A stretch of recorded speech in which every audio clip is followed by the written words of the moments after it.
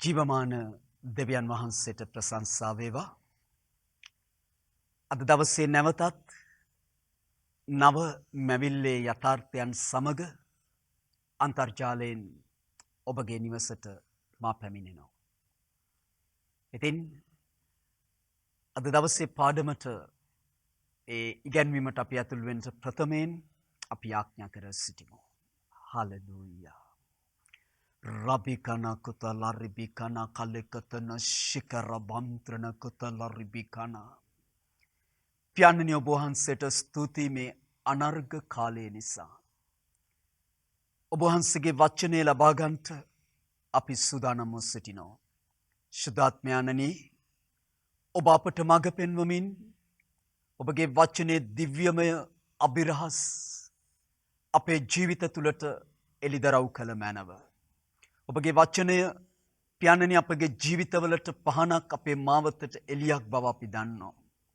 පියාණනි ඔබගේ වචනේ වඩා දැනගැන්මෙන් ඒ ආලෝකය මධ්‍යහන වේලාව මෙන් වැඩි වෙන බව අපි දන්නවා. දැන් ඔබගේ වචනේ ලබා ගන්නට අපි සූදානම්. පියාණනි කතා කළ මැනව. අද දවස් ඔබගේ වචනය අසන සියලු දෙනාද මෙයින් පසු අන්තර්ජාලය තුලින් මේ පණිවිඩයට සවන් දෙන හැම කෙනෙක් ගැනද යාඥා කරනවා. ඔවුන් හැම කෙනෙකුටම ඔබගේ වචනය අවබෝධ වේවා. ඒ යක්ෂයාට මොනම අන්දමකින්වත් ඔවුන්ගේ ජීවිතවලින් ඉවත් කරන්න, දැහැගන්න කිසිම අයිතියක් ඉඩක් නැති බව මම ප්‍රකාශ කරනවා. මුළුමනින්ම යටහත්ව අපි ඔබගේ වචනය ලබා ගන්නවා. යේසුස් ක්‍රිස්තුස් වහන්සේගේ නාමයෙන්. ආමේන්. හලෙලූයා. හොඳයි මා ඔබව මේ අනර්ඝ ඉගැන්වීමට යේසුස් ක්‍රිස්තුස් වහන්සේගේ නාමයෙන් පිළිගන්නවා. නව මැවිල්ලේ යථාර්ථයන් වූ මේ ප්‍රධාන මාතෘකාවේ දෙවනි අනුමාතෘකාව තුල තමයි අද අපි සිටින්නේ. ශුද්ධාත්මයන් වහන්සේ. මේ පාඩම තුල උන්වහන්සේ පිළිබඳ වැදගත් කාරණා තුනක් අපි කතා කරන්නට යනවා.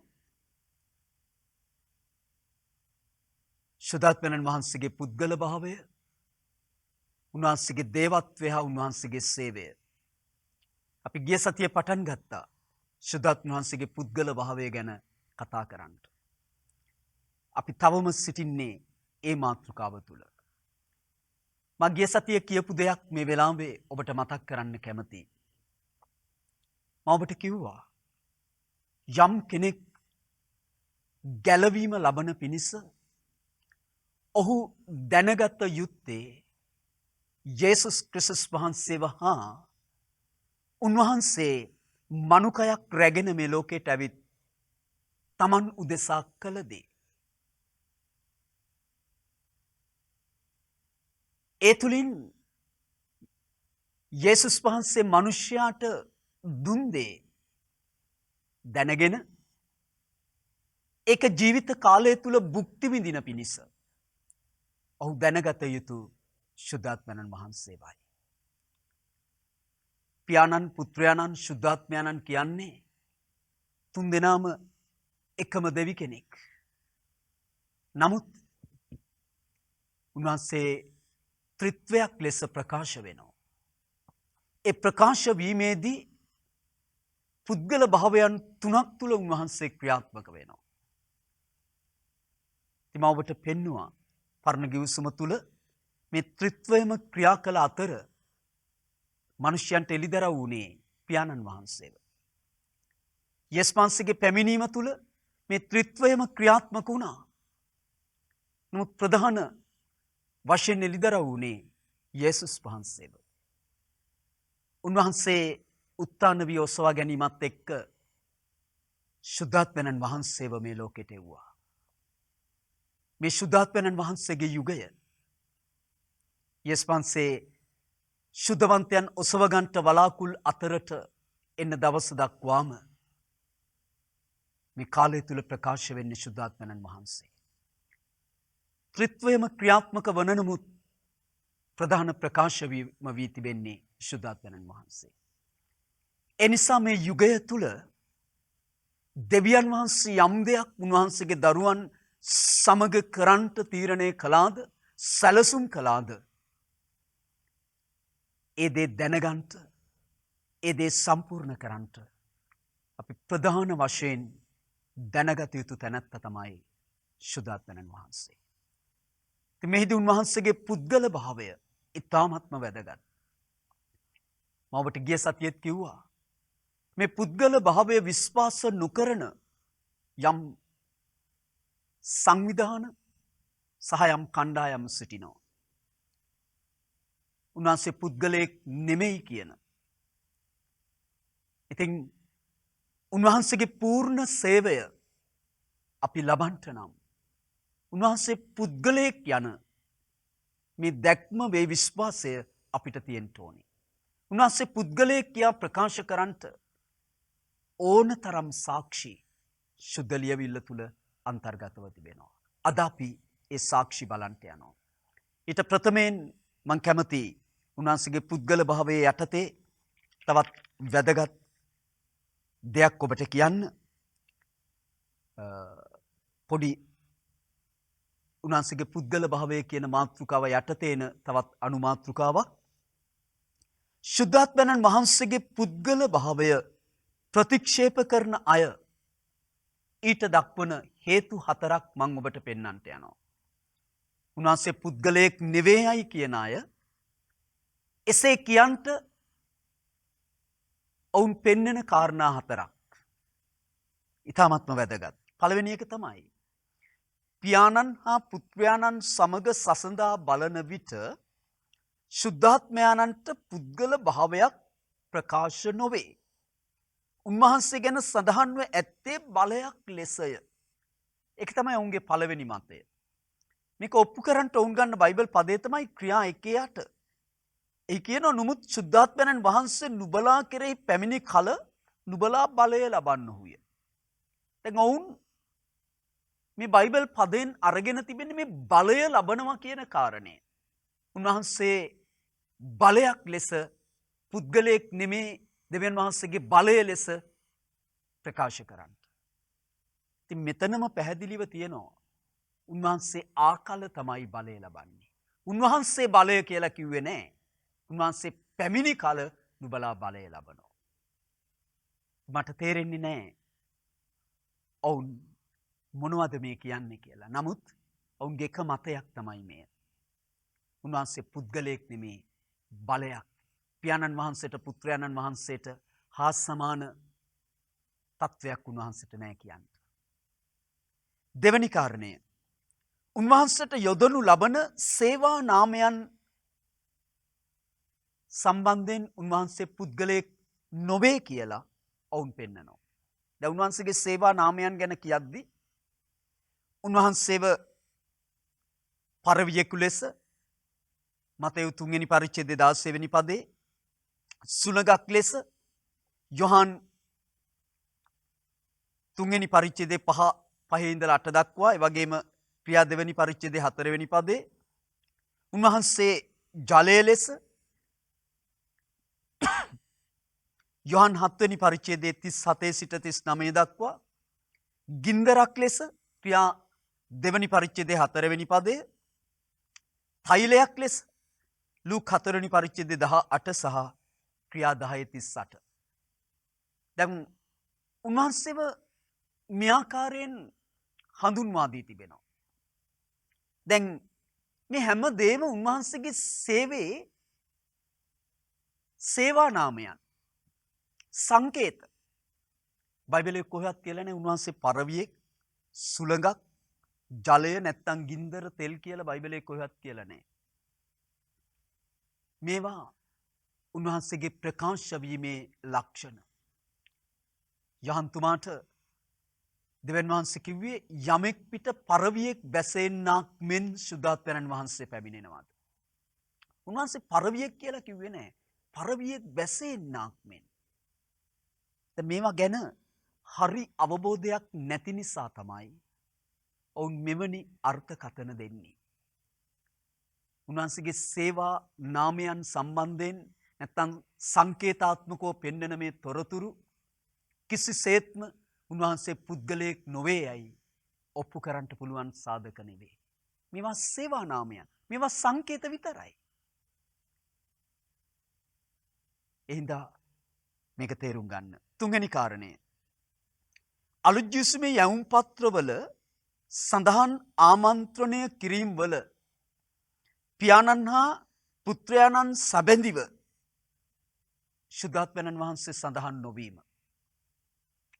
දැන් මම ඔබට ඒ සම්බන්ධ බයිබල් පද කීපයක් පෙන්වන්නම්.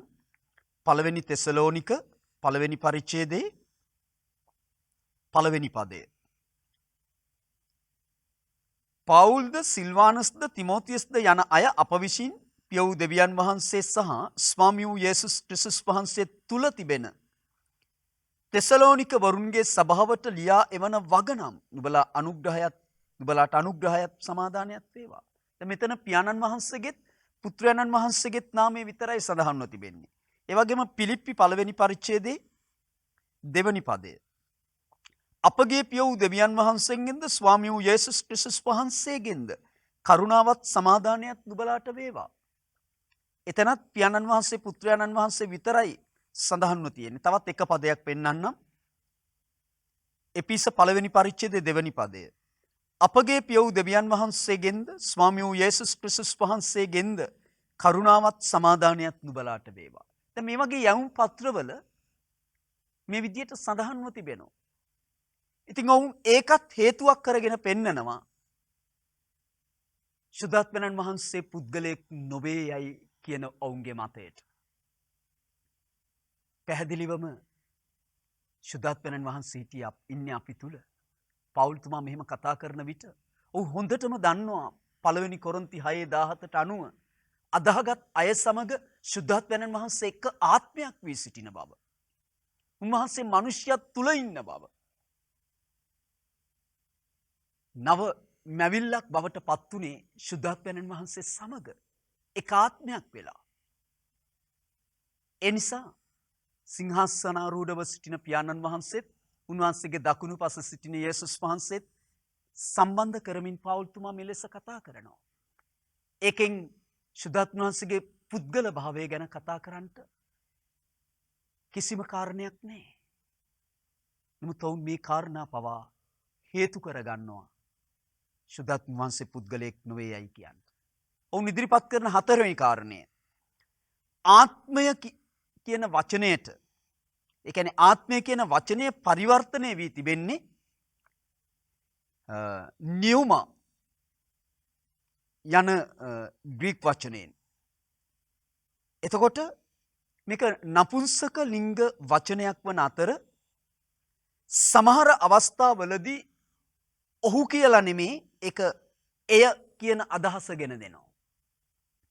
දැන් ඔවුන් මේ කාරණයක් උන්වහන්සේ පුද්ගලයෙක් නොවේ යයි ඔප්පු කරන්නට හේතුවක් කරගෙන තිබෙනවා. ඉතින් දැන් මේ හැම එකටම නිවැරදි පිළිතුරු ඔබට ලැබෙනවා මෙතන ඉඳලා ඔබ ලබන්ට යන වචනයෙන්. දැන් නැවත අනුමාත්‍රිකාවක් වශයෙන් අපි ලියා ගන්නට යනවා. ශුද්ධාත්ම වහන්සේ පුද්ගලයෙකු බව ඔප්පු කරන බයිබලීය සාක්ෂි. කාරණා 9ක් මම ඔබට දෙන්න යනවා. උන්වහන්සේ පුද්ගලයෙක් බව ශුද්ධ ලියවිල්ල ඔප්පු කරනවා. පළවෙනි එක ශුද්ධ යොහන් 14 වෙනි පරිච්ඡේදයේ 16 වෙනි පදය. මම පද කීපයක් ඔබට දෙන්නම්. ශුද්ධ යොහන් 14 16 17 26 ඒ වගේම යොහන් 15 26 නැවතත් යොහන් 16:7. අපි බලමු එක බයිබල් පදයක් යොහන් 14:16.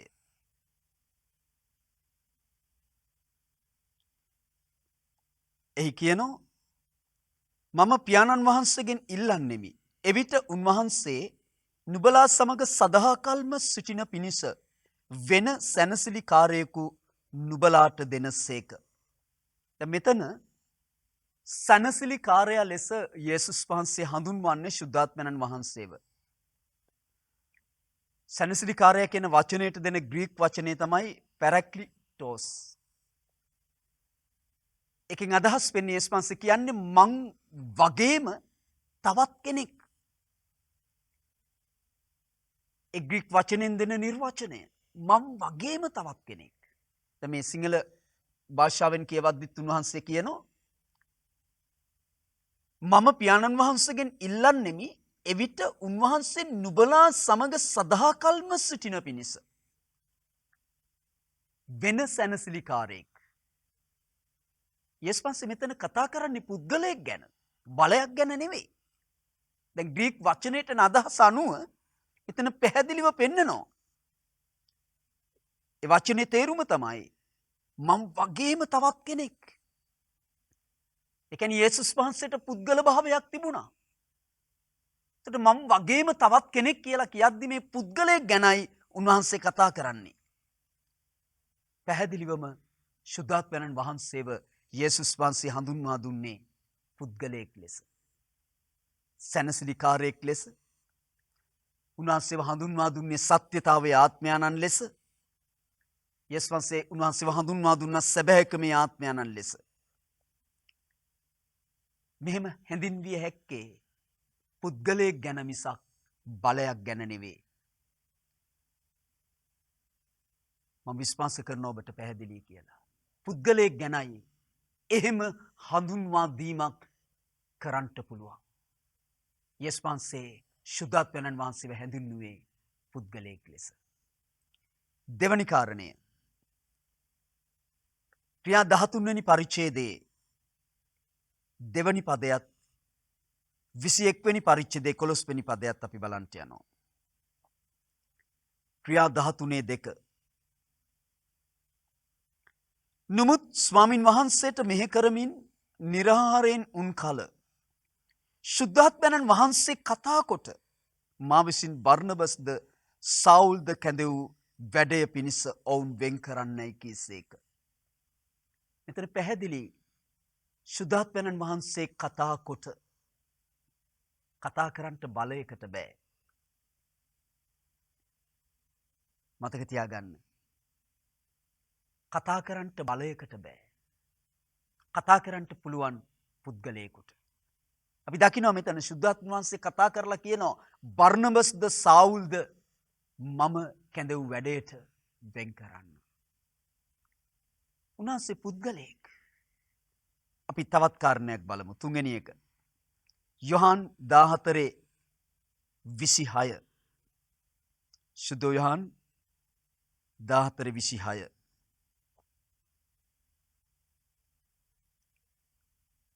නමුත් මාගේ නාමයෙන් පියාණන් වහන්සේ එවන සැනසිලිකාරයන් වහන්සේ එනම් සුද්ධාත්මයන් වහන්සේ නුඹලාට සියල්ල උගන්වමින් මා විසින් නුඹලාට කියන ලද සියල්ල නුඹලාට සිහි කරවන සේක.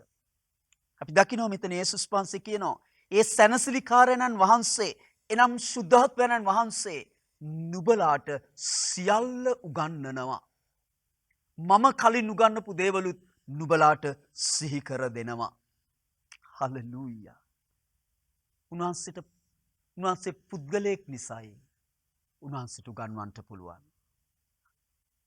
පුද්ගලයෙකුට විතරයි උගන්වන්නට පුළුවන්. ඉගැන්වීමෙන් කරන්නේ හරි මඟ පෙන්නන එක. යා යුතු මඟ පෙන්නන එක. දේවල් නිවැරදි කරන එක. ඒක කරන්න බලයකට පුළුවන්. දැන් අපි දන්නවා විදුලිය කියන්නේ බලයක්. කුඩා විදුලිය අල්ලපුවාම ඒ විදුලි සැර වදිනවා. ඒකෙන් Taman මැරෙන්න උනක් පුළුවන් කියලා අවබෝධයක් නැති කුඩා දරුවෙක් ඔක අල්ලන්ට යන විට විදුලිය කියන්නේ නෑ මාව අල්ලන්න එපා කියලා. ඒ විදුලිය කියන්නේ බලයක්. ඒකට පුද්ගල භාවයක් නෑ. ස්ව කැමැත්තක් නෑ. දැන් සුද්ධාත්මයන් වහන්සේ බලයක් නම් මම මේ කියලා දෙන කාරණා ඔබට කරන්ට ඒ සේවය උන්වහන්සේගෙන් ලබන්නට ඔබට පුළුවන්කමක් නැහැ. පැහැදිලි උන්වහන්සේ පුද්ගලයෙකු බව. මං ඒ තුන්වෙනි කාරණේටම තවත් ස්ථානයකට බෝ ගෙනියන්න කැමති. පළවෙනි කොරින්ති දෙවෙනි පරිච්ඡේදයේ 9 වෙනි පදයේ සිට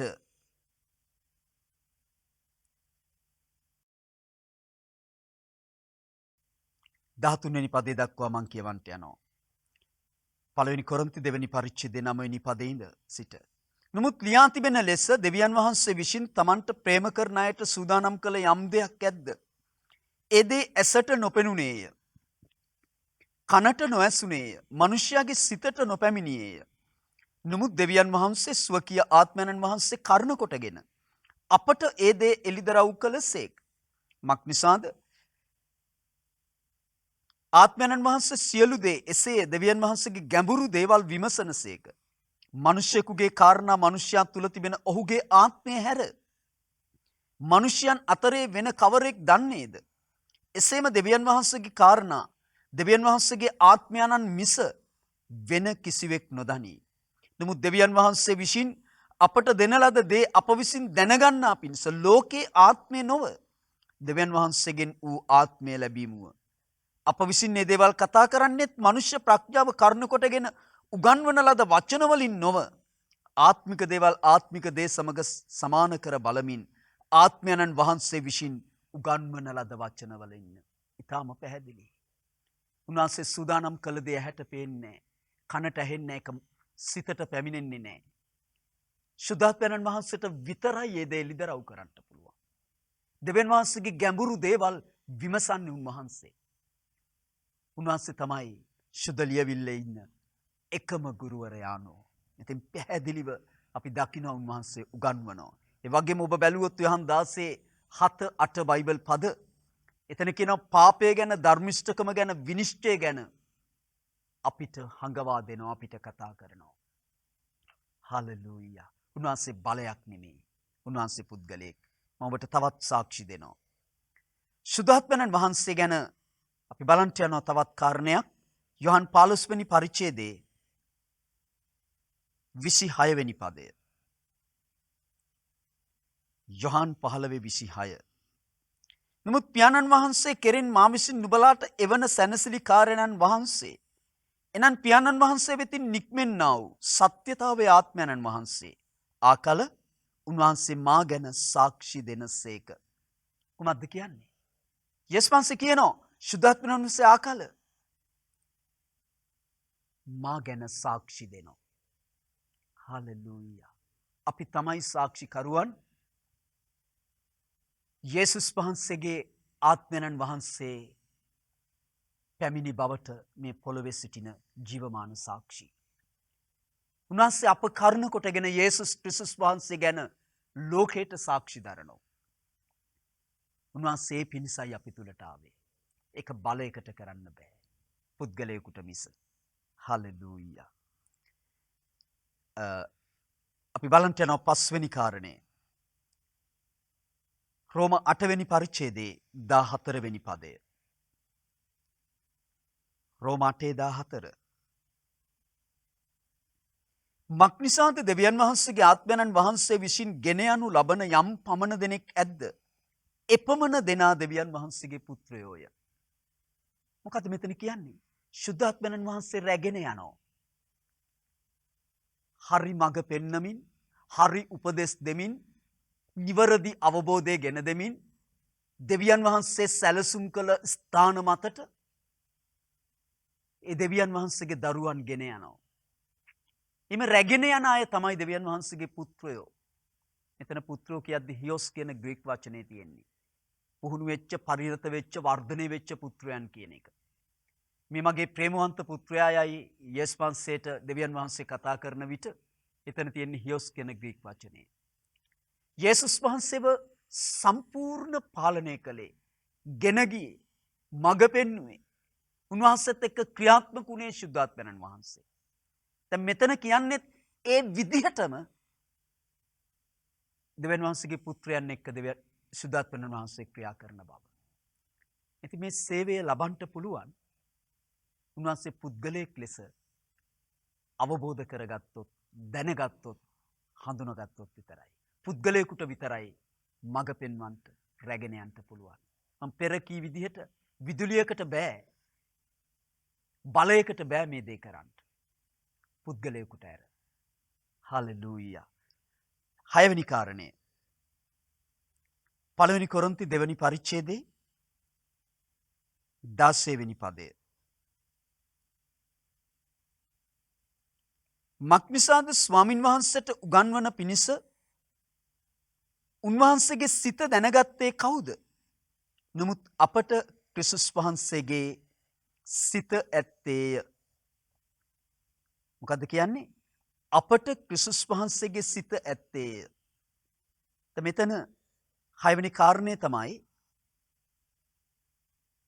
ශුද්ධාත්මයන් වහන්සේට මනසක් තිබෙනවා. මනසක් තියෙන පුද්ගලයෙකුට. උන්වහන්සේට මනසක් තිබෙනවා. දැන් අපි තුල ඉන්නේ ශුද්ධාත්මයන් වහන්සේ. දැන් බයිබලයේ කියනවා මේ බයිබල් පදයේ කියන අපිට ක්‍රිස්තුස් වහන්සේගේ සිත ඇත්තේය. දැන් අපි සමග එක ආත්මයක් වුණේ ශුද්ධාත්මයන් වහන්සේ. අපිව නව මැවිල්ලක් බවට පත් කළේ ශුද්ධාත්මයන් වහන්සේ. එතකොට ක්‍රිස්තුස් වහන්සේගේ සිත අපට ඇත්තේය කියන විට මේ අපි තුල ඉන්න පුද්ගලයා ගැන ශුද්ධාත්මයන් වහන්සේ ගැනයි කතා කරන්නේ. උන්වහන්සේත් එක්ක ඒකාත්මයක් වීමේ තියෙන ඒ වාසිය ගැනයි කතා කරන්නේ. එතකොට මේන් හඟවන මූලික දේ උන්වහන්සේට මනසක් තිබෙන බවයි. දැන් අපි මේ පරිච්ඡේදයේ 11 වෙනි පදය අපි බැලුවොත් එතන කියනවා මිනිස්සෙකුගේ කාරණා මිනිසයා තුල තියෙන ඔහුගේ ආත්මය හැර මිනිසයන් අතරේ වෙන කවරෙක් දන්නේද? එසේම දෙවියන් වහන්සේගේ කාරණා දෙවියන් වහන්සේගේ ආත්මයන්න් මිස වෙන කිසිවෙක් නොදනී. ඉතින් පැහැදිලි බොහොම ශුද්ධාත්මයන් වහන්සේට මනසක් තිබෙනවා. උන්වහන්සේට පුළුවන් දෙවියන් වහන්සේගේ දේවල් විමසන්නට. ඒ පුළුවන්කම නිසා තමයි ඒව අපිට උන්වහන්සේ එළිදරව් කරන්නේ. අපිට උගන්වන්නේ. අපිව රැගෙන යන්නේ. අප තුල ඒ දෙවියන් වහන්සේගේ සිත තමයි ඇතිවිය යුත්තේ. පිලිප්පි 2 වෙනි පරිච්ඡේදයේ කියනවා ක්‍රිස්තුස් වහන්සේ තුල තිබුණා වූ සිත නුඹලා තුල තිබේවා. යේසුස් වහන්සේ ක්‍රිස්තුස් බවට පත් වුණේ ශුද්ධාත්ම වහන්සේගේ පැමිණීමෙන්. එතකොට ඒ සිත තමයි අපි තුල තිබේවා කියලා බයිබලයේ කියන්නේ. ඒ තැනට අපිව ගෙන එන්න තමයි ශුද්ධාත්ම වහන්සේ අපි තුලට ආවේ. උන්වහන්සේ පුද්ගලයෙක්, උන්වහන්සේට මනසක් තිබෙනවා. උන්වහන්සේට මනසක් නැත්නම් ඒ සිත අපි තුල ඇති කරන්න බෑ. ඒ නිසා ශුද්ධාත්ම වහන්සේ කියන්නේ පුද්ගලයෙක්. ඊළඟ කාරණය රෝම 15 වෙනි පරිච්ඡේදයේ 32 වෙනි පදය. රෝම 15 වෙනි පරිච්ඡේදයේ 32 වෙනි පදය.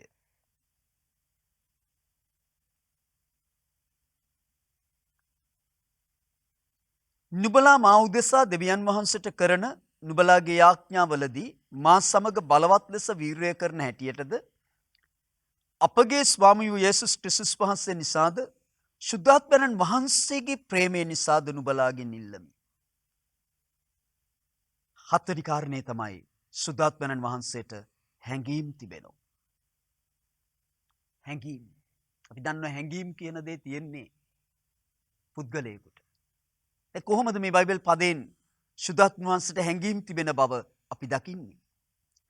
එහි කියනවා ශුද්ධාත්මයන් වහන්සේගේ ප්‍රේමය නිසා අපි නුඹලාගෙන් ඉල්ලමි. හැඟීම් පදනම් වෙලා තියෙන්නේ ප්‍රේමය මත. ප්‍රේමය ප්‍රකාශ වෙන්නේ හැඟීම් එක්ක. හැඟීම් නැති ප්‍රේමයක්, ප්‍රේමයක් නැති හැඟීම් නැහැ. හැඟීම් කියන දේ ප්‍රේමය තුලින් ප්‍රකාශ වන දේ.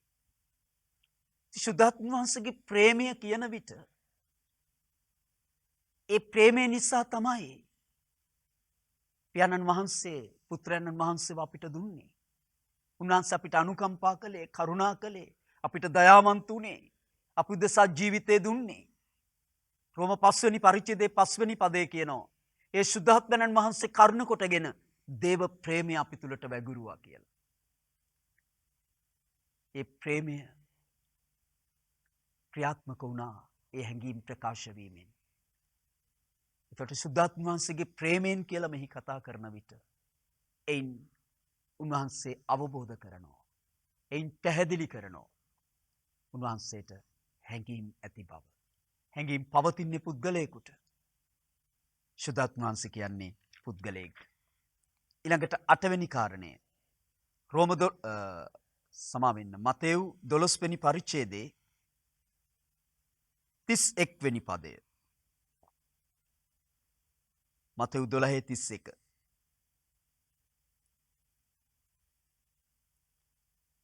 එබැවින් මම නුඹලාට කියමි සෑම පාපයේද දේව අපහාසයේද මනුෂ්‍යයන්ට කමා කරනු ලබන්නේය.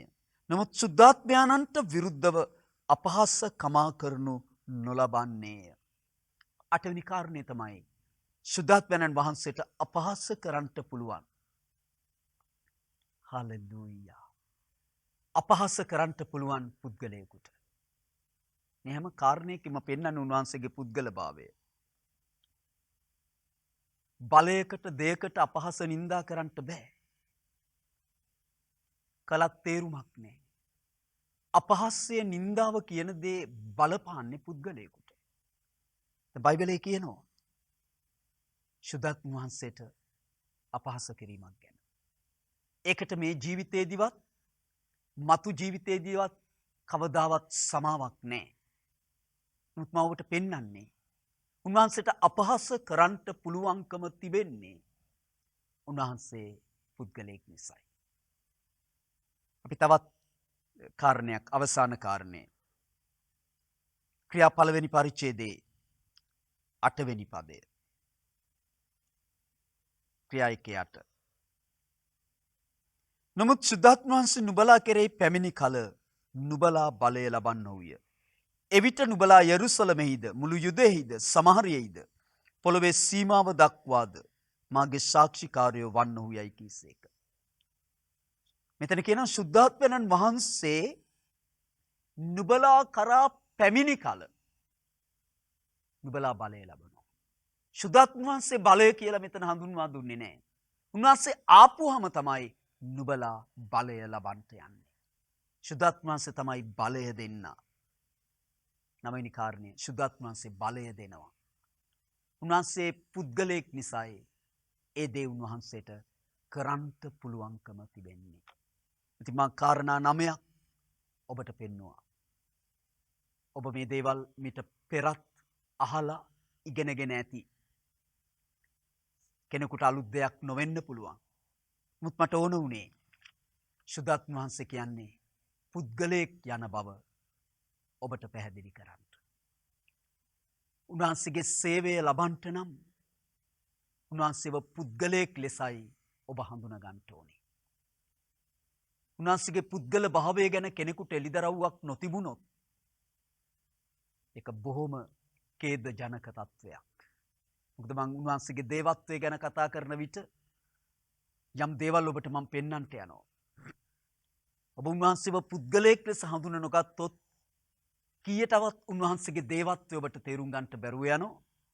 ඒ කියන්නේ සභාව උදෙසා දෙවියන් වහන්සේ සැලසුම් කළ සුද්ධාත්ම වහන්සේගේ සේවය කිසිදු ආකාරයකින් එබඳු වූවන්ට ලබා ගන්නට බෑ. එනිසා මේ වචනේ ඊටාත්ම වැදගත්. මේ පණිවිඩය ඊටාත්ම වැදගත්. උන්වහන්සේ ඉන්නේ ඔබ තුලයි. ඇයි සුද්ධාත්ම වහන්සේ ඔබ තුලට ආවේ?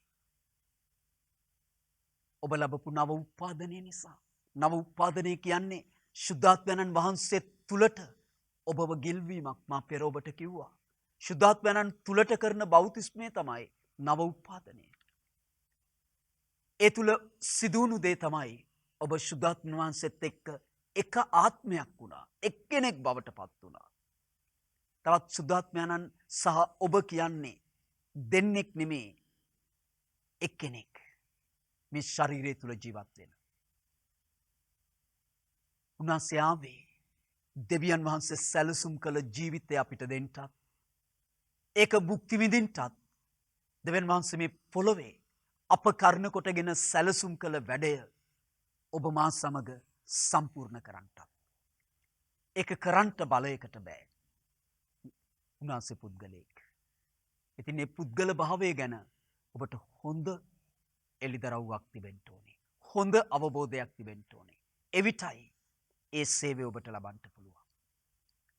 කෙනෙක් උන්වහන්සේ පුද්ගලයෙක් නෙවේ කියන තැනක ඉන්නවා නම් එබඳු කෙනෙක් කොහොමද යාඥා කරන්නේ ශුද්ධාත්මනී මට මඟ පෙන්වන්න කියලා. බලයකට එබඳු යාඥාවක් කිරීම නිෂ්ඵලයි. තේරුමක් නැහැ. පුද්ගලයෙකුට පමණයි අපිට එලෙස කතා කරන්න පුළුවන්කම තිබෙන්නේ. කෙනෙක් කොහොමද මාව රැගෙන යන්න කියලා කියන්නේ? ඒ තැනත්තා ශුද්ධාත්ම වහන්සේ පුද්ගලයෙක් නොවේ යයි විශ්වාස කරනවා නම් බයිබලයේ කියනවා මම ඊළඟ කොටසට එද්දී ඒක ඔබට පෙන්නනවා. ශුද්ධාත්මයන් වහන්සේ නොමැතිව යේසුස් ක්‍රිස්තුස් වහන්සේට ස්වාමින් වහන්සේයයි කියන්ට කිසිවෙකුට බැහැ කියලා. ශුද්ධාත්ම වහන්සේ ඉන්න ඕනේ යේසුස් ක්‍රිස්තුස් වහන්සේට ස්වාමින් වහන්සේයයි කියලා ප්‍රකාශ කරන්න. ඔබට තේරෙනවද? යේසුස් වහන්සේ ස්වාමින් වහන්සේයයි මුකෙන් නොකියන උන්වහන්සේ මලවුන්ගෙන් උත්ථාන වූ බව හදවතින් අදහන් නැති කිසිවෙක් ගැලවීම ලබන්නේ නැහැ. ගැලවීම ලබන්ට යේසුස් වහන්සේගේ ස්වාමිත්වය ප්‍රකාශ කරන්න ඕනේ. උන්වහන්සේගේ උත්ථානය අදහන්න ඕනේ. ඒතකොට ශුද්ධාත්ම වහන්සේ නොමැතිව යේසුස් වහන්සේගේ ස්වාමිත්වය ප්‍රකාශ කරන්නට බැරි නම් උන්වහන්සේ පුද්ගලයෙක් නොවේ යයි විශ්වාස කරන අය කොහොමද මේ ගැලවීම ලබන්නේ? කොහොමද සදාකාල ජීවනය ලබන්නේ? මොකක්ද ඔහුගේ කිතුණු ගමන? මේවා ගැන හොඳට කල්පනා කරන්න. හොඳට මෙනෙහි කරන්න. තේරුම් ගන්න. ශුද්ධාත්ම වහන්සේ පුද්ගලයෙක් ලෙස විශ්වාස කිරීමේ ඇදහිීමේ තියෙන වටිනාකම. බයිබලයේ තුල උන්වහන්සේව බලයක් ලෙස හඳුන්වලා නැහැ. මම ඔබට පෙන්වුවේ කාරණා ටිකයි. ඔබට මේ අවබෝධය ඇති. දේව වචනේ කියවන විට මෙනෙහි කරන විට උන්වහන්සේගේ පුද්ගල භාවය තව තවත් වඩා ඔබට අවබෝධ කරගන්න තේරුම් ගන්නට සාධක දේව වචනේ තුල අන්තර්ගත වෙලා තියෙනවා. ඒ හැමදේම කතා කළොත් මේ පාඩම ගොඩක් දවස් අපිට කරන්න වේවි. ඒ නිසා මේ අවබෝධය ඔබට හොඳටම සෑහෙනවා. උන්වහන්සේගේ පුද්ගල භාවය වටහා ගන්න. හලෙලූයා. උන්වහන්සේගේ සේවය ලබන්න. උන්වහන්සේගේ සේවය කියන මාතෘකාවට එද්දී ඔබ දකි ඔබ මොනතරම් වටිනා කෙනෙක්ද කියලා. ඔබ මොනතරම් අනර්ගද කියලා ඔබව දකි. හේතුව ඒ තැනන් වහන්සේ කොතරම් දෙයක් කරන්නටද මේ ඔබ තුලට ඇවිත් තියෙන කියන එක ඔබ තේරුම් ගන්නට යනවා. ඉතින් මේ හැම දෙම ඔබේ ජීවිතයේ සිද්ධ වෙන්නේ උන්වහන්සේගේ පුද්ගල භාවය වටහා ගැනීම තුල, තේරුම් ගැනීම තුල. හලෙලූයා. අපි අදට අවසන් කරන්නට යනවා. අපි ඊළඟ දවසේ ශුද්ධාත්මයන් වහන්සේගේ දේවත්වය ගැන අපි කතා කරන්න බලාපොරොත්තු වෙනවා. මම ඔබට සුබ සතියක් ප්‍රකාශයට පත් කරනවා. යේසුස් ක්‍රිස්තුස් වහන්සේගේ නාමයෙන් මම සුබ පැතුම් ගේනවා. වචනය අවබෝධ කරගෙන ඒ තුල වැඩ කරන්නට ඉදිරියට යන්න දේව අනුග්‍රහය ඔබ මත අධික වන පිණිස මම යාඥා කරමින් මේ කාලය අවසන් කරනවා. රිබිකන කුතල රිබිකන කල්ලිකතන ශිකර බම්ත්‍රණකුත් රිබිකන කල්ලරණ කුතල රිබිකම්ත්‍රණ කල්ලිකතන ශිකර බරකුතල රිබිකල්ලරණ කුතල රිබිකන කල්ලිකතන ශිකරබා. පියාණනි ස්තුති මේ අනර්ග කාලය නිසා ඔබගේ වචනෙන් අපිට ඉගැන්වුව නිසා ස්තුතියි.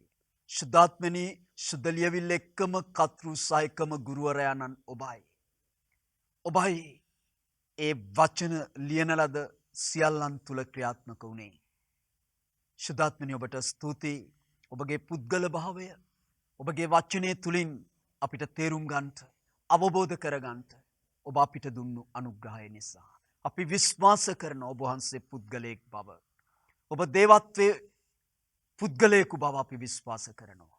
අපි තුල සිටින ඔබ වහන්සේට අපි මේ මහිමය ගෞරවය ගෙන දෙනවා. අද දවසේ වචනය ඇසුවා වූ පසුව අසන්ට යන්නා වූ හැම කෙනෙකුටම ආශිර්වාද කරනවා. මේ යථාර්ථය ඔවුන්ගේ ජීවිතවල හොඳින් අවබෝධ කර ගැනීමට ඔබේ අනුග්‍රහය ඉල්ලා.